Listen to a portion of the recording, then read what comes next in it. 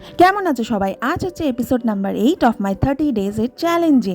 আজ শরীরটা একটুখানি খারাপ, হয়তো এই ওয়েদারের জন্য, কারণ গত কয়েকদিন ধরেই বৃষ্টি, আর এই বৃষ্টির মধ্যেই অফিস যাতায়াত চলছিল, মেবি সেই কারণের জন্য হতে পারে।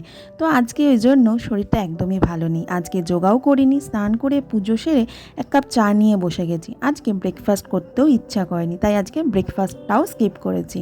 একটুখানি রেস্ট নিয়ে করবো ভিডিও এডিট, কারণ ভিডিও না ছাড়লে আমার 30 ডেজের এই চ্যালেঞ্জটা কমপ্লিট হবে না।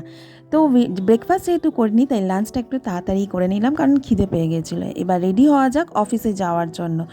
তো ঝটপট করে রেডি হয়ে যাচ্ছি, যেরকম রোজই ন্যাকামো করে রেডি হই সেই রকম ন্যাকামো করেই রেডি হচ্ছি, আর গান শুনতে শুনতে নিজেকে এনার্জেটিক করছি আজকে পুরো দিনটা করার। তার মধ্যে এত গরম লেগে গেছে যে কিছু বলার নেই। আজ শরীর খারাপের সাথে সাথে ভাগ্যদেবতাও সুপ্রসন্ন নয়, কারণ একটা বাজে জায়গা পেলাম, উইন্ডো সিট তো নাই, তাও আবার ড্রাইভারের অপোজিট, আর সামনে জায়গাটাও ফাঁকা নেই যে যেখান দিয়ে একটু হাওয়া আসবে।